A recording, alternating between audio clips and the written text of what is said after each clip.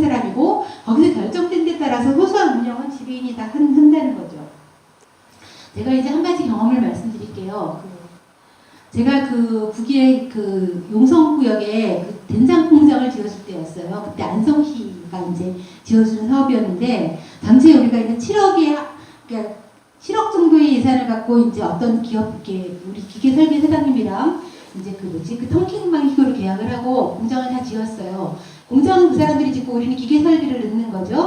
근데 마지막으로 다 이렇게 하고 나서 이제 그 마지막 다음번에는 중공식을 인천 안성시에서 시장님이랑 오셔갖고 중공식을 하거든요. 그러면 그 전에 다 설치가 됐는지 마지막 시연을 하는 거였는데 그때 이제 콩을 이렇게 삶아갖고 이렇게 이거를 갖다 약간 식힌 다음에 조기 위에 굴뚝 같은 게 믹서 같은 거예요. 저기다 쏟아 부으면 이렇게 이렇게 콤베어를 타고 내려와서 이제 이게 으깨지는 거 있잖아요. 으깨지면 예술을 이렇게 만드는 거 그런 공정인 거예요. 근데 여기서 이제 그 지배인이 저한테 도대체 에스컬레이터 언제 들어오냐고, 에스컬레이터 언제 들어오냐고 저한테 물어보 엘리베이터 둘 중에 하나는 들어와야 되는데 아무리 기다려도 안 들어온다. 그래서 저는 그때 이제 아니 그렇게 중요한 걸 안 듣단 말이야. 그리고 이제 우리 그 텅킹 방식으로 해줬다는 그 사장님이랑 같이 들어갔으니까 왜 그거 안 넣었어요? 그랬더니 그분이 자기가 사조, 뭐 오뚜기 별거를 다 자기가 지었대요. 근데 남쪽에는 어디도 그런 공장은 없다는 거예요. 그런 걸 요구하는 데가 어딨냐고. 그래서 제가 이제 드디어 더지 하고 났죠. 우리가 다 공짜로 지었는데 말이지. 그런 거 30분까지 요구하냐. 그래서 이제 그 지배인한테 이제 그 화를 냈어요. 아니 그런 것까지는 너무 심한 거 아니냐. 그랬더니 그 사람이 내려놨는데 노동자들 허리 안 다치냐고. 그거는 가장 기본 아니냐고. 그거부터 들어와야 되는 거 아니냐고. 남쪽에는 그런 게 없다는 게 이해가 안 된다고. 그래서 저는 그러면 이걸 어떡하지. 그리고 이제 당장 어떻게 돈이 없잖아 우리는. 안성시 그 조그만 우선 시가 14만 밖에 안 되는 시에서 7억을 내놓은 건데. 그래서 이제 어떡하지 막 그러는데 사장님이 나를 막 부르는 거야. 그랬더니 자기는 지금 기계공장 사장이지만 원래 노동자 출신이라는 거야. 근데 나 이런 기업서는 본 적이 없대 남쪽에서. 여기 사회주의라더니 진짜 대단하다. 그러면서 자기 돈으로 이걸 설치하겠다는 거야. 그때 내가 그때 얼굴이 너무 붉어진 거지. 나는 그래도 진보운동 한다고 노동운동도 했고 나는 노동자가 제일이라고 살았는데 이 사장님만 못하고 나는 책에서 있잖아 노동운동을 배웠지 장뼈가 굵고 노동자의 서러움을 진짜 몰랐구나. 그리고 그 사람들이 그렇게 하는 것은 여기 사회주의라는 걸 이렇게 느껴지는구나라고 느낀 거죠. 그냥 주인이라는 자각을 불러일으켜야 돼요. 사람들한테. 그러려면 어떻게 해야 되냐면 주인으로서의 대접을 해야 되는 거예요. 이렇게 한번 주위에 돌려보세요. 여기 당이잖아. 당. 자기가 장의 주인으로 대접받고 싶은가? 그러면 옆에 있는 당원들을 주인으로 대접하고 있는가? 주인으로 무조건 막 높여주라는 얘기 아니잖아. 기본적으로 높여줘야지만 주인으로서의 자각을 갖도록 깨우쳐주는 것까지 무한대의 책임인 거잖아요. 그런 어떤 자각을 불러일으키고 지배인은 그러니까 노동자를 주인으로 대접을 하는 걸 얘기하는 거죠. 그 주인다운 능력을 가져야 돼요. 공장이 있는데요. 나는 기계에 대해서 아무것도 몰라요. 나는 이 기계에서 어떻게 철을 만드는지 몰라요. 그걸 다 수입해 와야 돼요. 그러면 그 주인이 됩니까? 그래서 뭐가 필요한 거냐면은 평생 직장. 북에는 굉장히 그 직장 제약이 많거든요. 하다 보니까 실력이 딸려서 그제서야 부랴부랴 막 공업대학에 가게 되는 그런 게 비일비재해요. 그러니까 이런 것들이 시스템이 잘 돼 있어야 되고 또 주인으로서의 관리 방법. 아무리 이런 게 많아도 결정은 맨날 회장님이 하더라. 그러면 주인다운 마음이 안 생겨요. 나는 제가 되지. 어떻게 해야 되냐면 집단주의적인 관리. 그러니까 회의를 통해서 결정해서 회의 때 좋은 사람 없이 누구나 발언하고 누구나 이렇게 생각해보고 누구나 대책을 내오는 있잖아요. 그런 것들이 집단화되어 있는 집단주의적 관리 방법. 이게 북에서 말하는 노동자를 그 공장의 주인으로 세우는 방식을 얘기하는 겁니다. 그래서 우리가 언론에서요. 우리 진짜 언론이 웃기는데 북이 언제 베트남식으로 간다 했어요. 북이 언제 중국식으로 간다 했어요. 이건 한마디로 시장 자본주의를 얘기하는 건데 시장형 사회주의, 시장을 받아들인다는 건 자본가들을 받아들인다는 얘기인 거죠. 그러면 자본가가 돈을 낸 사람이 있잖아. 사장이야. 우리 노동자들이 지은 공장이 아니야. 그 순간 거기 지배인은 그 사장은 노동자 위에 군림하는 사람이 되잖아요. 북은 이거는 사회주의의 폭이라고 보는 거야. 노동자들 손으로 공장을 지어야 된다고 생각을 하는 거야. 북이 물론 이렇게 시장이 있어요. 농민 시장이라고 말하는 시장이 있는데 그거는 북이 아까 말하는 고난의 행군 때 배급이 다 끊어져 갖고 나라가 완전히 아웃됐을 때 그때 중국에서 이렇게 들어오는 밀무역 친척들한테 갖고 오는 걸로 몇몇이 버티던 시절이 있었어요. 그때 만들어진 게 농민시장인데 그거를 지금은 종합시장으로 개편하면서 북의 국영상점이 컨트롤하는 방식으로. 그러니까 언론에 보면 북이 날마다 이제 뭐 시장이 뭐 자본이 커졌다고 얘기를 하는데 그게 아니라 이 북은 계획경제와 이렇게 뭐 그 사회주의 그 시장경제 이건 서로 들이대지 않는다고 얘기를 해요. 시장 계획경제의 틀 안에서 시장을 줄였다 누렸다는 것 이거를 우리가 아는 북이라면 강제로 쫙 철폐해야 될 거 아니야. 다 아우지 탄광 보내고 막 감옥소 보내고 해야 될 거 아니야. 그렇지 않고 정책적으로 세제 내화시키고 이렇게 하는 방식으로 북은 운영을 하고 있습니다. 조금 이제 골치 아픈 얘기를 하자면요. 그걸 이해하는 키워드는 집단주의입니다. 그럼 집단주의가 뭐냐? 그럼 집단의 이익을 우위에 놓고 집단을 발전 속에서 개인의 발전과 이익을 결합시킨다. 여기서 반대되는 말이 뭐냐면요. 전체주의. 그러니까 사람들이 흔히 집단주의 그러면 여기 진보운동하는 사람들도 북이 병영식 사회주의인 줄 알아요. 제가 이 책에서 가장 강조했던 게 북은 병영하고 무관해요. 그냥 군대같이 일사불란한 줄 알아요. 그렇지 않거든요. 그건 제가 좀 이따 얘기를 하기로 하고 이 전체주의는 개인의 이익 따위는 돌아보지 않고 오로지 히틀러, 오로지 나치, 오로지 전두환 이런 사람들의 이익을 전체의 이익이라는 명명하에 개인을 희생시키는 것을 얘기하는 거죠. 또 반대되는 말이 뭐냐면 북에서 제일 싫어하는 말 개인주의. 개인주의는 뭐냐면 집단주의 딱 반대예요. 개인의 이익을 중심에 놓고 집단의 이익을 개인의 이익에 분무시킨다. 모든 관료 비리자들, 모든 부정부패 이런 사람들은 자기 게 먼저야. 그리고 나라 건 좀 띵가먹어도 돼. 이게 그러니까 사람들이 개인주의 이러면 다 이거 좀 아닌 것 같아라고 생각하는데 집단주의 그러면 그거 좀 전체주의 같다라고 생각하거든요. 집단주의는 그런 게 아니에요. 지금 또 하나 한번 볼게요. 여기 공동체주의라는 게 있어요. 우리는 공동체주의 그러면 그건 좋은 거야라고 생각하잖아요. 근데 공동체주의는 이게 한살림 같이 어떤 특정한 부분의 이익에 대해서 맞춰서 같이 뭐 이렇게 뭐 시장 문제를 해결한다든가 이런 거잖아. 근데 공동체주의가 말하지 않는 건 뭐냐면 전체 이익이 먼저냐 개인의 이익이 먼저냐는 애매하게 얘기하는 게 공동체주의예요. 그래서 개인주의보다는 조금 낫지만 저는 개인주의랑 본질적으로 비슷하다고 생각을 해요. 그러면 집단주의는 뭐냐? 확고하게 나라, 조선, 우리 전체 마을, 우리 기업서의 발전을 먼저 놓고 그게 잘 돼야 나도 잘 되고 그게 잘 되게 하기 위해서는 내 능력도 키워야 되고 내가 어디 인정받아야지 나도 또 이렇게 로얄티 좀 더 받을 거 아닙니까? 그런 어떤 시스템 그런 걸 집단주의라고 얘기를 하는 거죠. 그래서 북에서 집단주의의 구호는 하나는 전체를 위하여 전체는 하나를 위하여. 그러니까 모든 인민은 국가를 위해 복무하고 국가는 한 사람 한 사람 인민을 위하여 산다. 이런 거. 또 하나 가장 흔한 구호가 조선을 위하여 배우자. 학교마다 다 써 있어요. 조선을 위하여 배우자. 우리는 너 왜 열심히 공부하니? 출세하려고. 딱 말하면 출세하려고. 우리 엄마가 좋은데 취직하래. 이렇게 얘기하잖아요. 북은 너무 그런 말은 왜냐면 직장은 다 국가에서 배치해 주니까 물론 이제 1순위, 2순위, 3순위 이렇게 자기 희망하는 데를 써는 거기에 맞게 배치를 하는데 취업 걱정은 없잖아. 그러면 어떻게 하면 내가 조선을 위해서 큰 일꾼이 될 거냐. 그게 우리나라랑 차이가 있는 거죠. 그런데 그런 구호가 우리로서는 잘 이해가 안 되는 그런 구호입니다.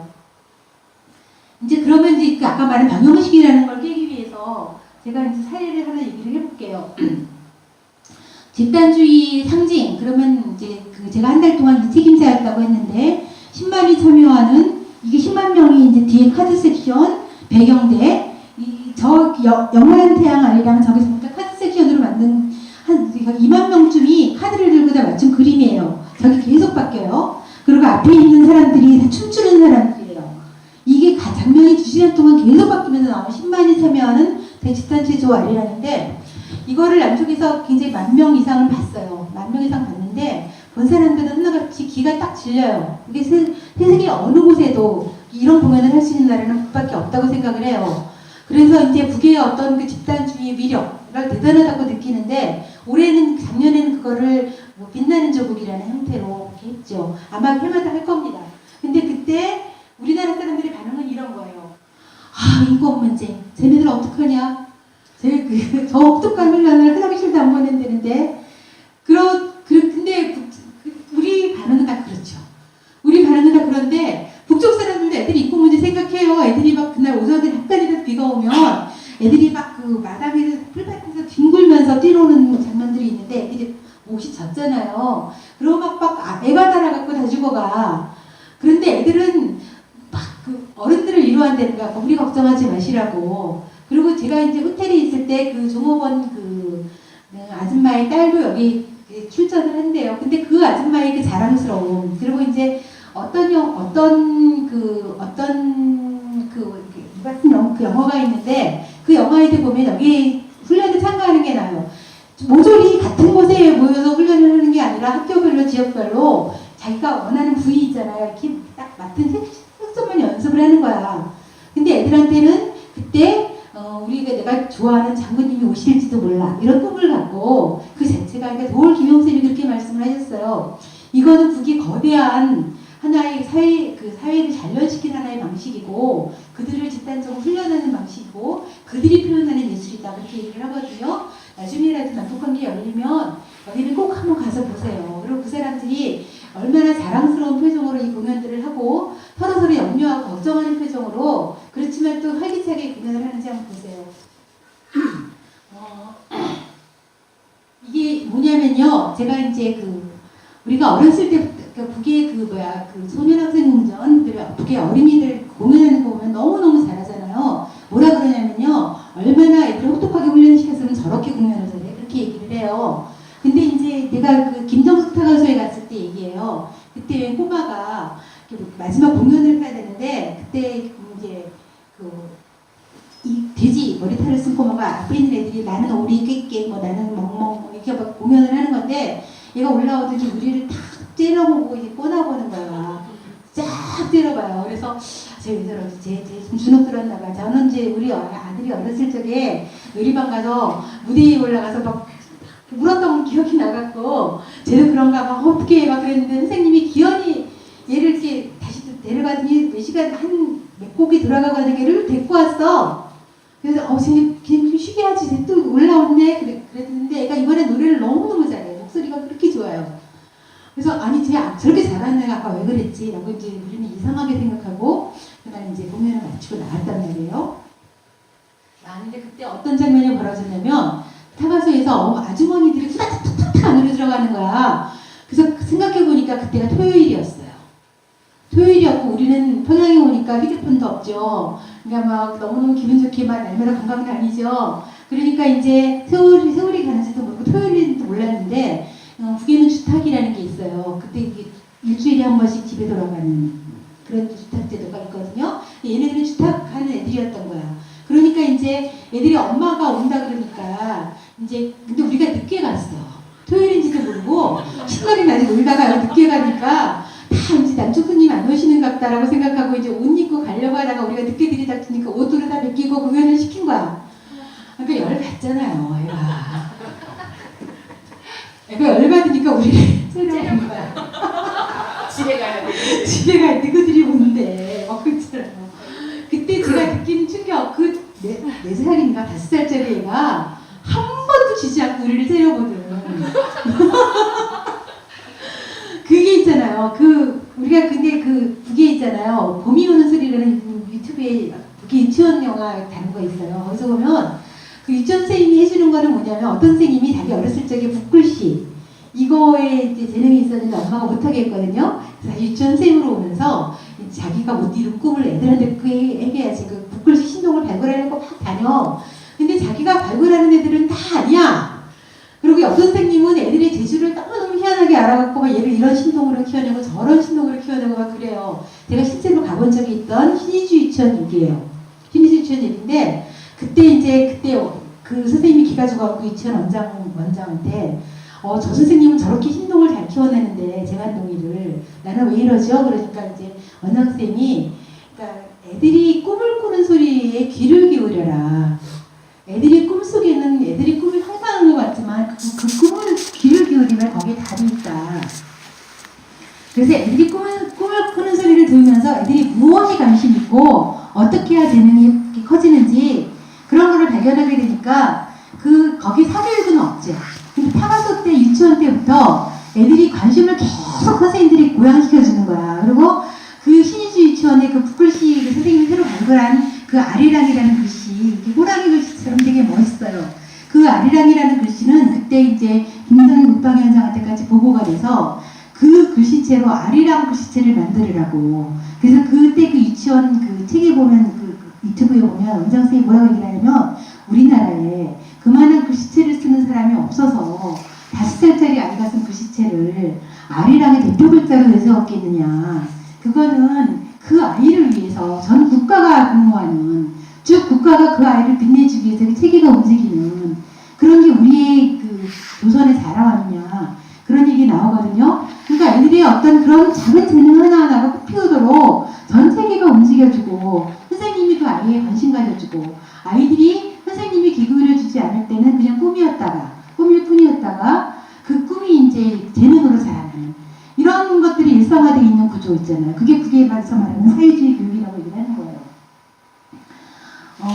이거는 뭐였냐면은 제가 주로 맡은 상대역이 민족화해협의회 사무소라는 데인데 여기는 남쪽으로 말하면 차관급 통일부의 고위직 그래서 모든 민간이 복무하게 되는 이런 데예요. 근데 이제 북에서 그때 그 북한이 종교가 없다고 욕한다고 그래서 종교를 먼저 찍자는 거야. 그래서 우리가 종교를 다 공부를 해갖고 북의 종교를 어떻게 볼 것인가 토론도 하고 준비해서 갔어요. 그랬더니 그 종교인들이 북의 종교인들이 우리 인터뷰를 거부한다는 거야. 못 찍게 한다는 거야.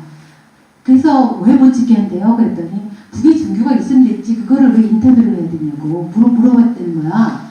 그래서 내가 설득 안 돼요? 그랬더니 그 사람들이 거부하면 어쩔 수가 없대. 우리가 생각하기에는 북은 내일 먹이면 될 거 아니야. 통일을 위해서. 근데 그렇게 안 하는 거예요. 그래서 결국은 이제 우리가 다른 건 다 촬영하고 맨 끝에 미안하니까 잠깐 와서 교회 찍으라 그러더라고요. 교회도 찍고 성당도 찍고.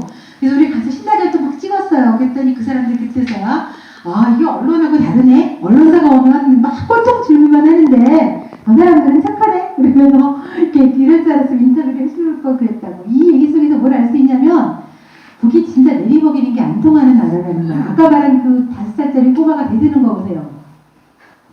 그러니까 이 종교인들이 자기네들이 왜 그걸 찍어야 되는지 그럼 이 사람들은 자기네들 정세를 볼 위치에 있지 않아. 그 사람들은 종교일 뿐이야. 그러면 북이 종교가 없다 공격하지 말든지 알 거 아니야. 우리 종교 있으면 돼. 그게 설득 못 시킨 거예요.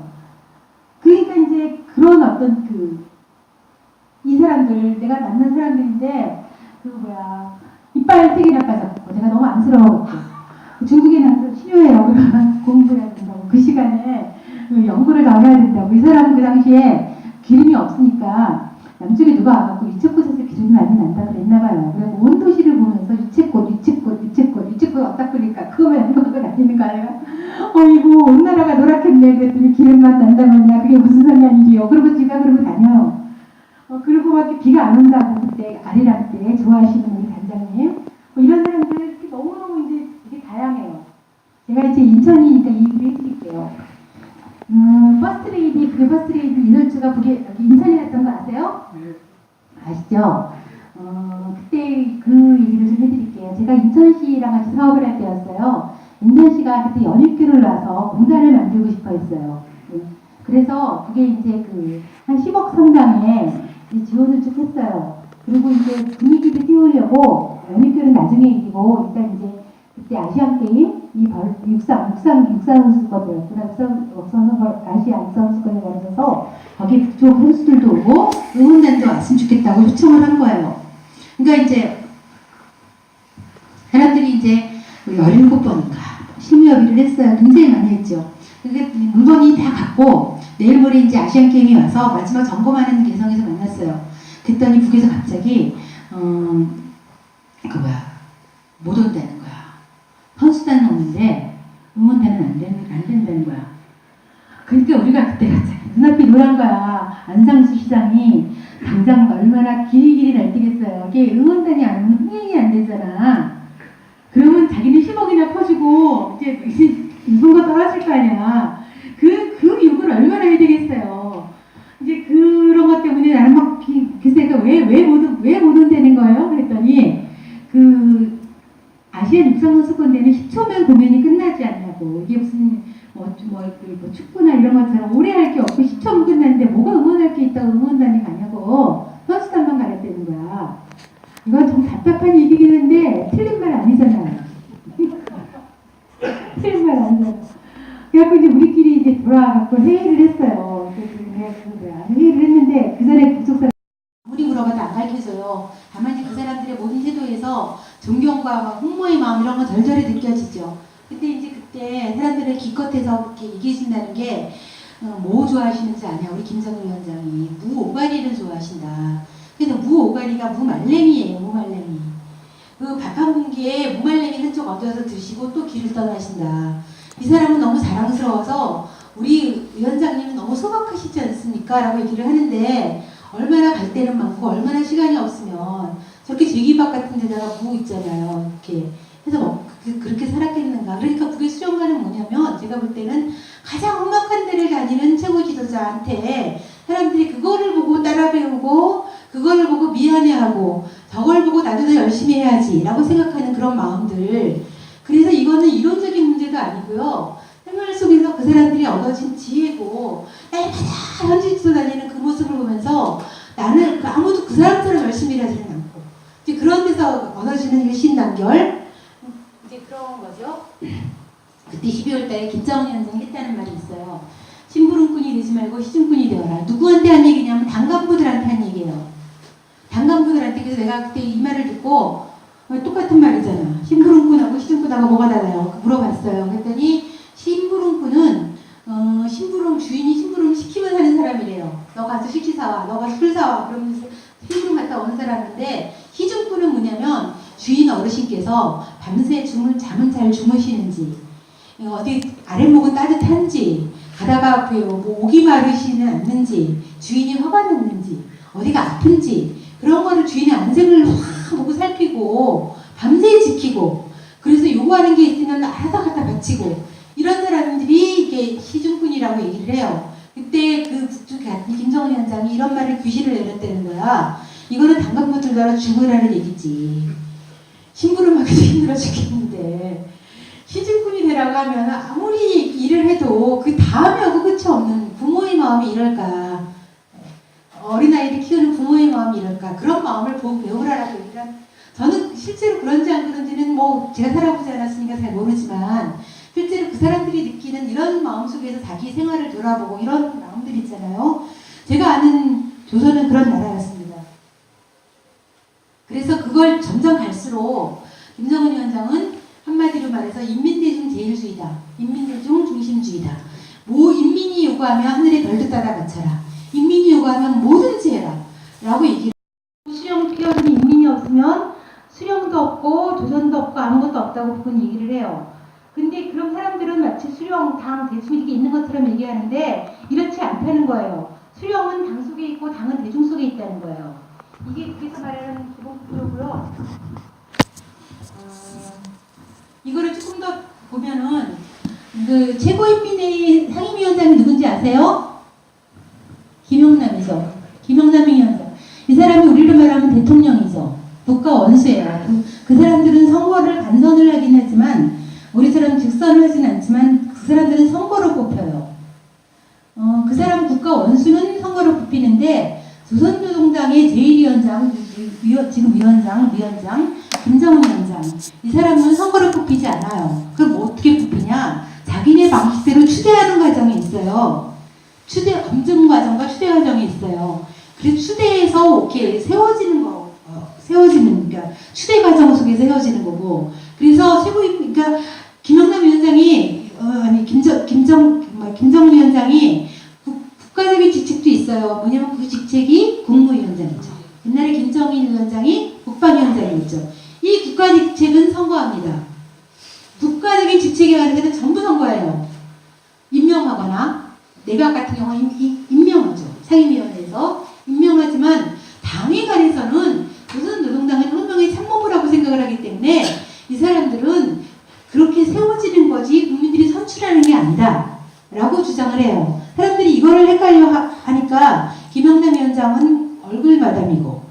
김정은 위원장은 실세고 이렇게 생각을 하거든요.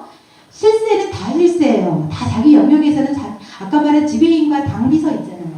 국가 영역에 대해서 절대로 터치하지 않잖아요. 이게 서로 간에. 다만 이제 북은 조선노동당이 북 전체를 조선을 지배한다는 걸 헌법으로 명시하고 있어요. 어떻게 지배하냐? 뭐 이래라 저래라 행정명령으로 하는 게 아니에요. 국기 전체적인 조선인민들을 복무하고 국가 정책이 잘 나갈 수 있도록 지도하고 이런 방식으로 지도를 이렇게 밑에서부터 빠른 형식으로 지도한다는 걸 얘기하는 거죠. 그래서 북에서는 보면 조선노동당 모든 국가의 주권은 인민위원회에 있거든요. 인민위원회는 선거를 뽑죠. 정부 선거 지방위에 그다음에 있거든요. 정부 선거를 뽑고 조선노동당 이것이 맞물려 들어가면서 조선이라는 민주주의 인민공화국 헌법체에 의해서 움직여지는 이런 나라가 확립이 되는 거죠. 제가 이 얘기를 꼭 해드려야 되는데 제가 마지막으로 북에 간 게 언제냐면은 12년 12월 달에 김정은 위원장이 집권하고 나서 갔어요. 그때 제가 이제 여기를 가봤어요. 여기가 어디냐면 김정은 위원장이 마지막 직무를 보던 열차라고 그거 언론에 다 아시죠? 열차에서 돌아가셨다. 김정일 위원장이 열차로 돌아가신 거 아시잖아요. 그때 사람들이 마지막 귀순함을 평양 시민들한테 물고기를 이렇게 배분할 때 대하여라는 물건 귀순하다 돌아가셨다는 얘기를 듣고 저는 어떻게 생각했냐면 그냥 가로에서 열차 안에서 어디 이동하다가 열차 안에서 그냥 누워서 이렇게 돌연사하신 줄 알았어요. 근데 그게 아니라 여기 보면은 뭐냐면 여기 요 집무실 있잖아요. 여기 잘 안 보이는데 얘가 여기 기차 칸이에요. 여기 책상이고 여기 물고기를 나눠줄 때 대하여 그 문건이에요. 요 책상이 기울어져 있죠. 의자가. 그때 여기 앉아서 돌아가신 거예요. 이렇게 의자에 누워서 돌아가신 게 아니에요. 그러니까 저는 그렇게 이렇게 국가 최고의 지도자라고 하는 사람이 누워서 돌아가시지 못하고 물고기를 비신할 때 문건을 보다가 그대로 돌아가신 거야. 그냥 그 자리에서. 우리한테는 그때 북에서 시시도 알려지지 않았지만 전신마비 있잖아요. 중풍 같은 거 전신마비 2번이나 앓으셨는데 깨어나셨잖아요. 그때 아직 휴대체제가 안비되어 있지 않고 이러다 보니까 돌아가시지도 못하고 살아나셨던 것 같고 이제 여기서 이렇게 마지막까지 저는 그때 이 장면을 보면서 너무 충격을 받았어요. 어떻게 저렇게 마지막까지 다리 한 번 못 뻗고 저렇게 돌아가셨을까. 사람들이 얼마나 이런 걸 보고 비통하겠어요.